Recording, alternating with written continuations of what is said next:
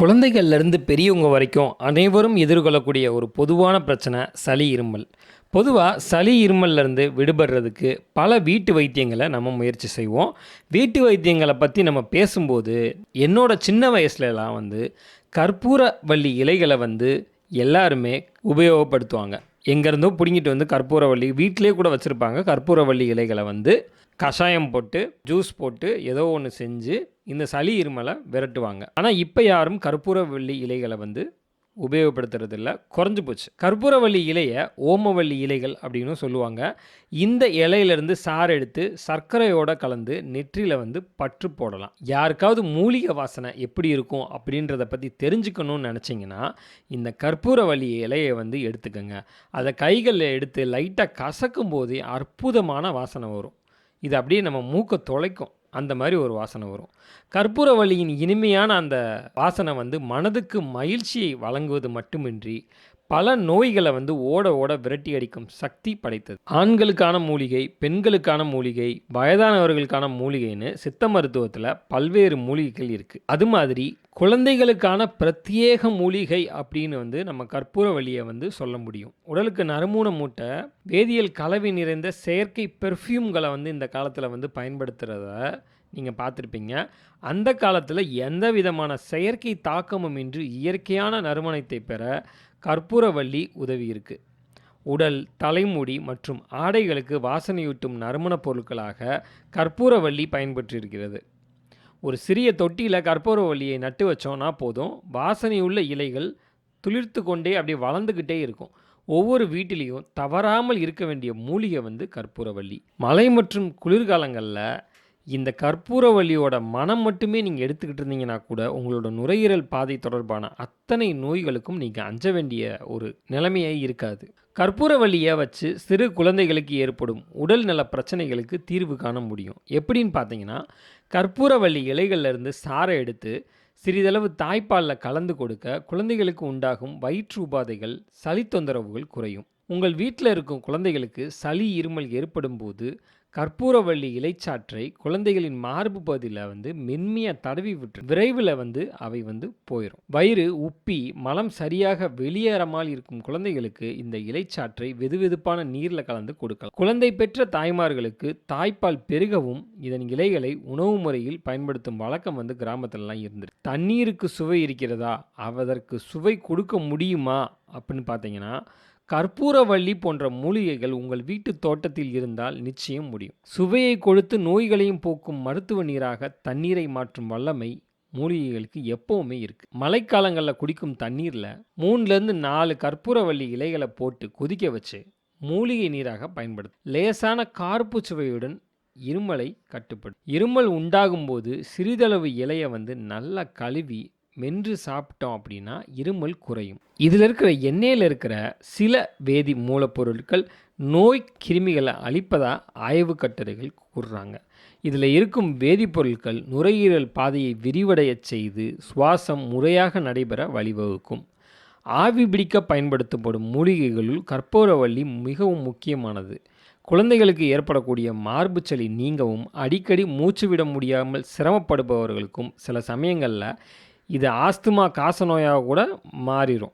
இவங்கெல்லாம் கற்பூரவள்ளி இலையையும் துளசி இலையையும் சம அளவு எடுத்து சுத்தம் செஞ்சுட்டு லேசாக வதக்கி சாறு எடுத்து 5 மில்லிகிராம் அளவு தினமும் காலை வேளையில் கொடுத்து வந்தோன்னா மார்பு சளி குணமடையும். தொண்டையில் கரகரப்பாக இருக்குது அப்படின்னா இதோட இலையை மென்று சுவைக்க கரகர தொண்டைக்கு இதமாக இருக்கும். இதோட இலையிலிருந்து எடுக்கப்படும் சத்திற்கு காயங்களை விரைவாக குணமாக்கும் தன்மையும் இருக்குது. நமது உடலின் மேற்புறமான தோலில் சில நுண்கிருமி தொற்றால் படை, சொறி, அரிப்பு போன்றன ஏற்படுகின்றன. கற்பூரவள்ளி இலைகளை சிறிது பறித்து நன்கு கசக்கி அந்த இலைகளின் துளிகளை பாதிக்கப்பட்ட தோல் பகுதிகளை விட்டு வந்தோன்னா விரைவில் குணமாகும். வயிற்றில் இருக்கும் பூச்சிகள் வெளியேற கற்பூரவள்ளி இலைச்சாறை குழந்தைகளுக்கு மாலை அல்லது அதிகாலை வேளையில் 1 டீஸ்பூன் அளவு கொடுத்து வந்தோன்னா பூச்சிகள் வெளியேறும்.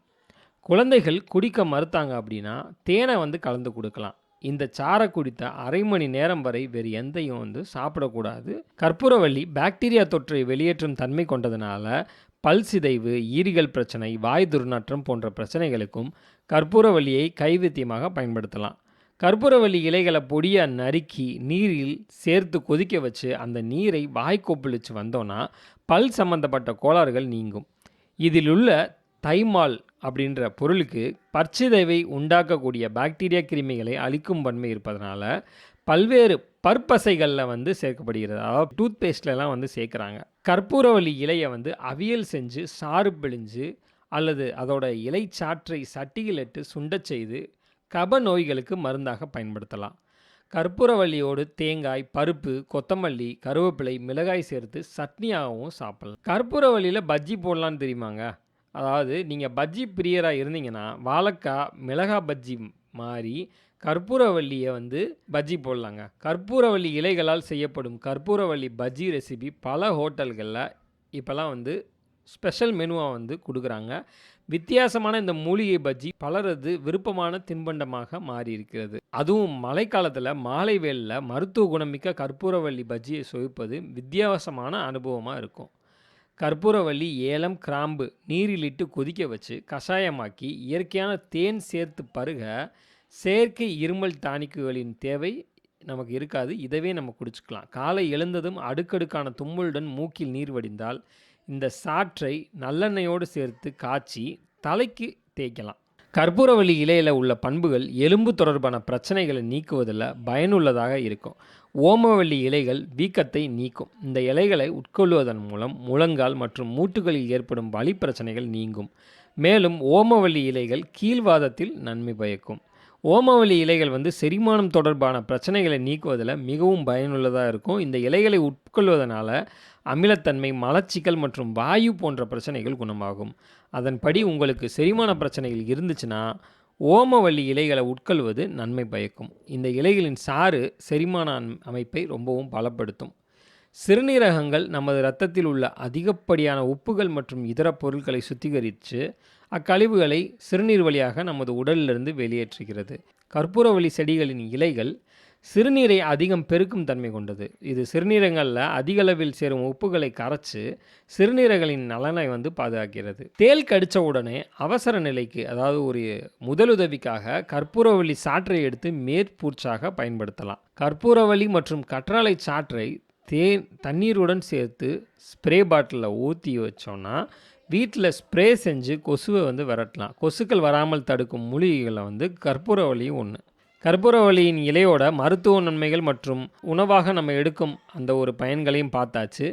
இப்போ என்ன பார்க்கலாம் அப்படின்னா, முக அழகு ஃபேஸ் பேக் எப்படி நம்ம கற்பூரவள்ளியிலேருந்து செய்கிறது அப்படின்றத நம்ம பார்க்கலாம். 10 கற்பூரவள்ளி இலைகளை நன்கு சுத்தம் செய்து கழுவி அதோட 1/4 கப் அளவுக்கு தயிர் சேர்த்துக்கணும். 1 ஸ்பூன் அளவிற்கு கடலை மாவும் சேர்த்துக்கணும். அப்புறம் இதோட முகப்பருக்களை, தழும்புகளை அகற்றுவதற்கு அரை மூடி எலுமிச்சை சாற்றை சேர்த்துக்கணும். இதில் இருக்கிற சிட்ரிக் ஆசிட் உங்களுடைய சருமத்தை நோய் கிருமிகளிலிருந்து பாதுகாக்கும். இவை எல்லாத்தையுமே ஒன்றாக கலந்து மிக்சியில் அடித்து பேஸ்ட் போல் அரைச்சிக்கிறணும். இந்த அரைச்ச பேஸ்ட் போன்ற விழுதை நீங்கள் முகம், கை, கால்கள் போன்ற பகுதிகளிலும் தடவி 20 நிமிடம் ஊற வச்சிடணும். இது நன்கு முகத்தில் உலர்ந்து காய்ந்ததும் பிறகு ஈரமான துணியை கொண்டு முகத்தை மெதுவாக தொடச்சி எடுக்கணும். அவ்வளவுதான். இது போல் நீங்கள் வாரம் ஒரு முறை செஞ்சு வந்தீங்கன்னா உங்களுடைய முகமானது முகப்பருக்கள், தழும்புகள் எதுவும் இல்லாமல் மாசு மறுவற்ற ஜொலிப்பான, அழகான, மென்மையான, பிரகாசமான முகம் உங்களுக்கு கிடைக்கும். குறிப்பாக இளம் வயதினர் இதை அதிகம் பயன்படுத்தினாங்கன்னா கருவளையம், கரும்புள்ளிகள், முகப்பருக்கள் போன்றவற்றிலிருந்து நம்ம இளம் வயதிலிருந்தே விடுதலை கிடைக்கும். இது நாளடைவில் பெரிய பிரச்சனையாக நம் முகத்தில் தழும்பாக நிற்காது. எனவே மூலிகை இலையான கற்பூரவள்ளியை முகத்திற்கும் பயன்படுத்திக்கலாம். இப்போ கற்பூரவள்ளி இலையிலேருந்து நம்ம மருத்துவ பயன்கள் பார்த்துருக்கோம். அதை உணவுப் பொருளாக பார்த்துருக்கோம். ஃபேஸ் பேக்காக நம்ம பார்த்துருக்கோம். இவ்வளோ நன்மைகள் இருக்க அந்த கற்பூரவள்ளி செடிகளை நம்ம வீட்டிலே செடி மண்சட்டிலேயோ செடி வளர்க்குற அந்த நீங்கள் வச்சுருக்கிறதுலையோ வச்சு வளங்க. உங்களுக்கு சின்ன சின்ன சளி, இருமல் போன்ற பிரச்சனைகள் இருந்தாலோ இல்லை குழந்தைகளுக்கு இருந்தாலோ இதை மூலிகையாக பயன்படுத்தி நீங்கள் பயன்பெறலாம். இந்த வீடியோ உங்களுக்கு பிடிச்சிருந்துச்சுன்னா கண்டிப்பாக லைக் பண்ணுங்கள். உங்கள் ஃப்ரெண்ட்ஸ், ஃபேமிலி மெம்பர்ஸ்க்கு ஷேர் பண்ணுங்கள். நம்ம சேனலை இதுவரை சப்ஸ்கிரைப் பண்ணாதவங்க சப்ஸ்கிரைப் பண்ணிக்கோங்க.